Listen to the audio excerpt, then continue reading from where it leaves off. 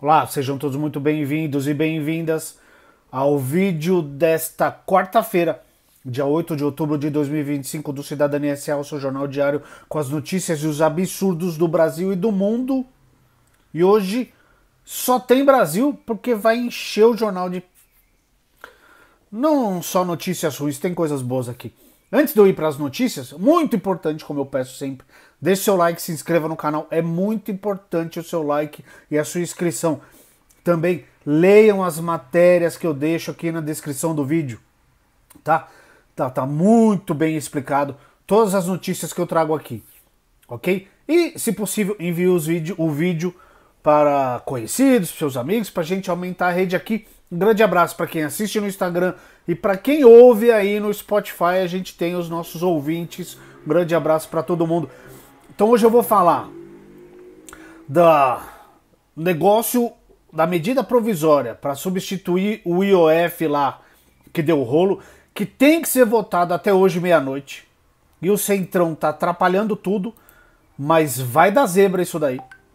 O Senado Federal discutindo o fim da escala 6x1. Eu tenho o que mais? Lula sancionando a luz, energia elétrica mais barata.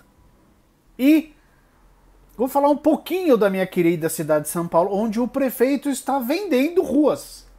Que maravilha! Então deixe seu like aí, se inscreva no canal. Vamos para as notícias do dia. Vamos começar com o que está acontecendo hoje. Tá? Então tem 4 matérias aqui sobre isso, para vocês entenderem o que está acontecendo, tá? Vamos por partes. Aqui. Centrão não tá nem aí para a economia brasileira.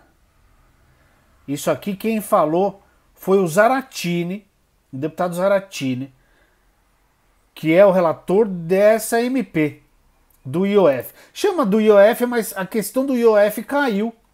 Vocês lembram bem como foi, né? Então vamos lá. Ó, daqui a pouco eu trago a entrevista do Zaratini. Ele deu entrevista hoje ao ICL no N1.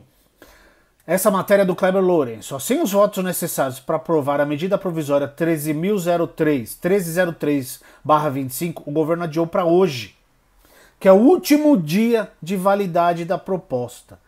Se ela não for votada e aprovada até hoje, às 23 horas e 59 minutos, ela caduca e morre, tá? A votação do texto que substitui a arrecadação do IOF, o Imposto sobre Operações Financeiras. A decisão, confirmada por integrantes do Ministério da Fazenda, veio após uma reunião de emergência no Palácio do Planalto na noite de ontem, terça-feira, dia 7, com deputados da base aliada e membros da articulação política do governo. A MP, que é relatada pelo Carlos Zaratini, como eu disse, que é do PT de São Paulo, buscava criar uma alíquota unificada de 18% de imposto de renda sobre aplicações financeiras e juros sobre capital próprio, o JCP, ampliando a tributação sobre fintechs e bets, para tentar corrigir distorções que favorecem grandes investidores e bilionários. Não é de você que eu estou falando de grandes investidores e de bilionários. O nosso querido BBB, bilionário, banco e bet, é isso, não é você. Não, calma, não estou falando de você, tá? O governo acabou desidratando o texto por pressão de parlamentares ligados a diversos lobbies no Congresso. Porém, mesmo com as concessões, quais são? A manutenção das isenções do LCI e do LCA e redução da tributação das bets. As bets tem um lobby fortíssimo no Congresso Nacional. Eu imagino por quê. Você também, se for um pouco inteligente, sabe por quê, né? A medida ainda enfrenta a forte oposição de grupos que concentram poder econômico e influência no Congresso. A resistência tem caráter político e corporativo. Tá? Centrão transformou a MP em instrumento de chantagem. O deputado Lindbergh Farias, em conversa com o ICL, afirmou que o movimento contra a MP tem motivação política e repete o mesmo roteiro da crise do IOF, que contaram um monte de mentira. Também é a mesma coisa que fizeram na questão do Pix lá no começo desse ano. Aspas aqui para o Lindbergh. Estão construindo um movimento de sabotagem do país. Essa medida provisória tem tributação sobre fintechs, bancos, bets e títulos agrários. Ah, tem o agro no meio do negócio também, né? Ela tem uma capacidade de arrecadação de 35 bilhões de reais. Estou começando a ver um movimento parecido com o do IOF. Ele ainda destacou que a não aprovação da medida geraria uma espécie de bomba fiscal, comprometendo a arrecadação e o equilíbrio das contas públicas. É isso que eles querem, tá? É isso. Mais aspas aqui pro Lindbergh. Se não aprovar essa MP, o impacto vai ser de 35 bi. É algo muito grande. Eles querem garrotear o governo do presidente Lula. É a repetição do IOF. Tem participação do Ciro Nogueira, do Rueda, do Tarcísio e do Eduardo Cunha. Essa turma está tentando parar o país. Eles não querem parar o país, eles querem afogar o governo Lula. Porque o governo Lula vem de uma vitória atrás da outra nos últimos meses. Então o que eles querem? Eles querem afogar o governo federal. Porque imagina como que o governo vai trabalhar se você tira 35 bilhões de arrecadação. Vai tirar esse dinheiro da onde? Eu já te conto da onde o governo planeja tirar esse dinheiro caso a MP não seja aprovada hoje, tá? Fontes da articulação política do governo afirmam que a reunião de terça-feira foi marcada por apelos direto de ministros e líderes da base para evitar nova derrota. Tá? Isso aqui é muito importante. Essa é a primeira matéria. Vou voltar à entrevista do Zaratini aqui. Hoje, ou quer dizer ontem, entrevista ao ICL, hoje, o Zaratini afirmou que o governo vai pro pau na votação. Vai pro pau é minha parte, vai pro combate. A expectativa é construir uma maioria no plenário. Ele também criticou a atitude do Centrão e da bancada ruralista, o agro sempre, né? Durante a apreciação do texto na comissão mista. Segundo Zaratini, na negociação prévia foram atendidos pleitos desses setores, mas na hora da votação o combinado não foi cumprido, porque o Centrão e a estrume direita e a direita não tem palavra. Olha o quanto de acordo que o Hugo Mota já rompeu. A palavra dessa gente não vale nada, nada. Aspas aqui para o Zaratini. É uma MP complexa, que negociamos e chegamos ao ponto de votar, mas tivemos um rompimento de acordo. O agro e partidos do Centrão como PP, União Brasil e Republicanos não cumpriram o acordo de votar favoravelmente na comissão especial, disse o deputado. Para Zaratini, os parlamentares descumpriram o acordo para agradar os caciques dos respectivos partidos. Aspas. Eles foram sim atender às determinações de Ciro Nogueira, Antônio Rueda e Tarcísio de Freitas. Ele aqui não coloca o Eduardo Cunha está na outra matéria, mas está no meio desse rolo também. Ele afirmou que por trás está o interesse na disputa eleitoral do ano que vem. E eles estão preocupados com a eleição. Eles não estão nem aí com a situação da economia brasileira, com as contas públicas. É uma coisa maluca. Nós estamos assistindo uma disputa eleitoral. Queremos saber se esses partidos estão do lado do Brasil ou estão do lado do Tarcísio de Freitas e dos bolsonaristas, disse ele. Ele também ressaltou que os parlamentares do Centrão têm votado de forma contraditória no que diz respeito a mudanças nas contas públicas. No Congresso, eles votam por unanimidade um benefício para os trabalhadores, para não ficar feio com o povo. Mas do outro lado, querem negar ao governo as condições de atender as demandas. Eles vão inflar as despesas e impedir o governo de ter receitas. Essa é a estratégia. Aprova aí a isenção do imposto de renda, mas tira a MP que vai fazer com que o governo arrecade dinheiro para fazer os programas sociais funcionarem. É isso que está acontecendo hoje. Hoje, tá? De acordo com ele, a essência da MP é justamente aumentar a cobrança do imposto de renda sobre juros e sobre o capital próprio das grandes empresas, principalmente dos bancos e das fintechs. Precisamos tapar o ralo da compensação de PIS/COFINS, disse ele. Muito bem. Essas duas matérias aqui, tem mais uma, tá? Centrão tira 35 bilhões do povo, também é do Kleber Lourenço, aí ele traz mais falas de alguns deputados aqui. Tudo isso está aqui na descrição do texto, do vídeo, perdão. E aí eu vou trazer uma matéria do G1, da Isabela Causolari. Governo vai travar até 10 bilhões de reais em emendas se o Congresso não aprovar MP que substitui a auto original do IOF, diz líder do governo. O líder do governo no Congresso, Randolfo Rodrigues, do PT do Amapá, afirmou hoje que se o Congresso não aprovar a MP que substitui a auto original do Imposto sobre Operações Financeiras entre 7 e 10 bilhões de reais em emendas parlamentares serão contingenciados. O governo teme a perda da validade da MP, que publicou em junho, que ela, como eu disse, tem que ser votada até hoje, às 23 horas e 59 minutos. Se isso ocorrer, haverá uma redução de pelo menos 17 bilhões no orçamento do próximo ano. Mas na outra matéria se fala em 35 bi, tá? O Randolph deu declaração após reunião com o presidente Lula, ministros e outros líderes do governo no Congresso. Aspas para o Randolph. Caso não haja aprovação da MP, vai ter um contingenciamento de 7 a 10 bilhões só de emendas. Vamos buscar planos para manter a arrecadação, mas isso é uma consequência.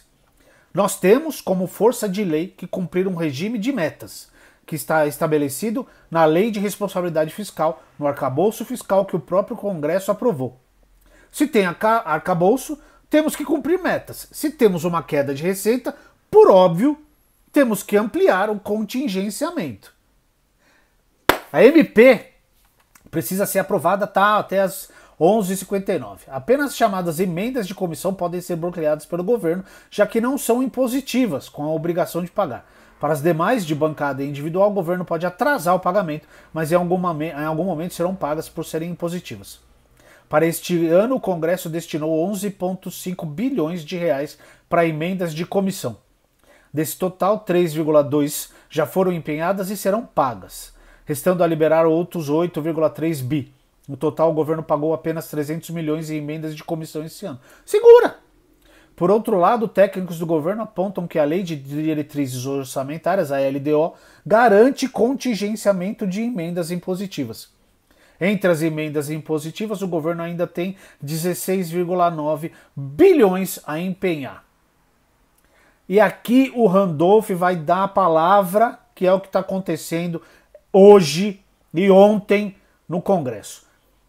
O líder do governo disse a jornalistas que a equipe econômica tem alternativas em estudo, caso a MP não seja aprovada, mas que o Planalto vai trabalhar até o último momento pela aprovação do texto. O senador do Amapá acusou lideranças do Centrão, citando, de novo, Ciro Nogueira, do PP, e da oposição, caso de Tarcísio de Freitas, dos republicanos, de coordenarem uma ação de sabotagem à proposta do governo.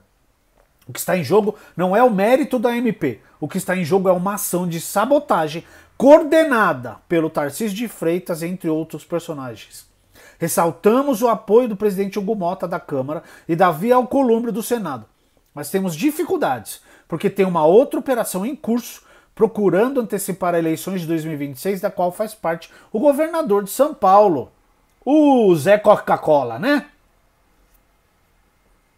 É isso.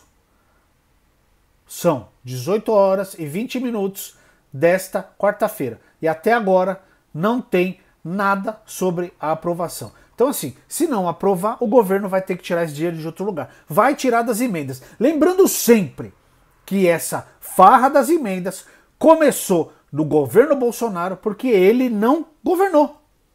Ele abriu mão de cuidar do país, largou tudo para o Congresso e aí virou a farra do Congresso decidir onde o dinheiro público ia ser gasto. Você deixou as raposas cuidando do galinheiro, certo? É isso que está acontecendo. A gente precisa acompanhar de perto. Por falar em Senado, o Senado volta a discutir a PEC que propõe o fim da jornada 6x1. A CCJ do Senado retomou hoje o debate sobre a proposta de emenda à Constituição, a PEC, que busca encerrar a jornada 6x1, ou seja, a escala de 6 dias de trabalho seguidos por 1 de descanso. O tema que estava parado há cerca de 10 anos voltou à pauta após mobilizações populares e um abaixo-assinado com mais de 1,5 milhão de assinaturas em apoio à proposta. Antes de ser votada, a CCJ decidiu realizar uma série de audiências públicas para ouvir especialistas representando o setor produtivo e centrais sindicais. A proposta, relatada pelo senador Rogério Carvalho, do PT, o Sergipe, altera a Constituição para reduzir a jornada máxima de trabalho de 44 para 36 horas semanais, sem redução de salário. Isso é muito importante, porque eles criam um clima de pavor nas pessoas falando, vai trabalhar menos e vai receber menos. Não vai. Tá? A proposta é reduzir a carga horária e, consequentemente, os dias de 6 para 5 trabalhados e 2 descansados, sem redução de salário. Repasse isso. Fale isso para as pessoas. Porque a mentira da estrume direita é que vai reduzir, então vai reduzir o seu salário. Não vai. Tá? Não vai. Tá bom? O texto estabelece que as horas deverão ser distribuídas em 5 dias, garantindo 2 dias de descanso remunerado por semana. Essa redução tem grande apoio popular, óbvio, e se tornou uma das principais bandeiras do governo Lula. Mais uma. A jornada 6x1 é amplamente utilizada em setores que funcionam de forma contínua, como restaurantes, supermercados, hospitais e serviços essenciais. É só você ir ao supermercado e ver como as pessoas estão cansadas, tá? A transição deve ser gradual e com a manutenção dos salários. O relator Rogério Carvalho propôs uma redução gradual da jornada, garantindo que nenhum trabalhador sofra perda salarial durante o processo. No primeiro ano após a aprovação da PEC, a jornada máxima passaria de 44 para 40 horas semanais. A partir daí, a redução seria de 1 hora por ano até alcançar 36 horas por semana. Então demoraria 5 anos para chegar nesse número, tá? Essa transição tem o objetivo de dar tempo para empresas se adaptarem, evitando impactos bruscos sobre a economia e o emprego. Tadinha das empresas, não é mesmo? Apesar da grande adesão popular, a proposta enfrenta resistência aonde? Adivinha onde ela enfrenta resistência? Sim, no Congresso Nacional. Tanto na oposição quanto entre parlamentares da base governista. Muito bem, pessoal. Vocês são bem tapados, tá? Eles afirmam que a redução da jornada pode aumentar custos para empregadores e impactar a produtividade, especialmente em setores com alta demanda de mão de obra. O cara lá do ovo, né? O rei do ovo, que reclamava que não estava conseguindo contratar ninguém porque o Bolsa Família está muito caro. O cretino não consegue pagar um salário maior do que o Bolsa Família e quer reclamar. Cara, e o Hugo nem se importa, presidente da Câmara, já expressou cautela em relação à proposta, destacando que é preciso avaliar a viabilidade econômica antes de levá-la à votação. Sabe o que vai acelerar essa votação? A gente nas ruas de novo. É só assim que esses infelizes aqui do Congresso e do Senado trabalham a favor do povo. Eles não estão nem aí pro povo. A não ser que aconteça o que aconteceu dia 21 de setembro. Tem que acontecer igualzinho. Tem que ir pra rua de novo, que aí eles sentem o problemão, tá? Vamos falar de Lula sancionando lei que amplia a tarifa social na conta de luz para famílias de baixa renda. Governo Lula tá dando isso para as pessoas, tá bom? Não é o Congresso, não é o Senado, não é Jair Bolsonaro, não é Tarcísio de Freitas, não é Zema, não é Ratinho, não é Caiado, é Luiz Inácio Lula da Silva, tá? O presidente Luiz Inácio Lula da Silva, do PT, sancionou ontem a lei que amplia a tarifa social da conta de luz para famílias do CAD único e com consumo mensal de até 80 kWh. Lula sancionou o texto em cerimônia no Palácio do Planalto. A proposta foi aprovada no Congresso no mês passado, prestes a perder a validade. Fiz vídeo sobre isso aqui no canal, tá? A MP foi publicada em maio. E a tarifa social já está vigente desde julho. E os nossos queridos parlamentares, tanto do Congresso como do Senado, aprovaram no último minuto, tá? Que absurdo. Segundo o governo, 60 milhões de brasileiros tiveram isenção total na conta de luz e outros 55 milhões foram beneficiados com desconto. Então nós estamos falando em 115 milhões de brasileiros num país que tem pouco mais de 215, 220 milhões de pessoas. Praticamente metade do povo brasileiro sendo beneficiado por essa medida sancionada pelo presidente da República. É isso que um presidente da República faz. Ele trabalha, tá bom? A matéria tá aqui na descrição do vídeo. E a última, que tá triste essa semana, né? Para as cidades. Semana passada, Belo Horizonte, os queridos vereadores de Belo Horizonte não aprovaram o passe livre lá, né? O transporte público gratuito para todo mundo. E ontem o prefeito de São Paulo sancionou lei que autoriza leilão de ruas da capital. Sim, meus queridos, ele vai privatizar ruas da cidade de São Paulo. Meu Deus do céu. O prefeito de São Paulo, Ricardo Nunes, do MDB, sancionou segunda-feira. E foi para o Diário Oficial ontem, terça, dia 7. O projeto de lei que autoriza o leilão de áreas públicas, incluindo ruas e travessas. Entre os locais incluídos está a Travessa Engenheiro Antônio de Souza Barros Júnior, uma pequena viela ligada à Alameda Lorena nos Jardins, uma das regiões mais valorizadas da capital de Playboys. Essa matéria que eu tô lendo tá no G1, é do Gustavo Honório, da Zelda Mello e do Rodrigo Rodrigues, tá? A prefeitura pretende arrecadar 25 milhões com o leilão desta travessa e de uma passagem vizinha que dá acesso à Rua Pamplona. De acordo com a administração municipal, quem deve arrematar a área é uma construtora que já adquiriu as casas da vila existente no local e vai fazer o quê? Adivinha? Pretende incorporar o restante do terreno a um condomínio privado. Caso a venda se concretize, a via pública deixará de ser acessível aos pedestres, tornando-se parte de um empreendimento de alto padrão, com área total de quase 60 mil metros quadrados. Você não ouviu errado. O prefeito de São Paulo vai vender uma viela e um pedaço de uma outra rua para uma empreiteira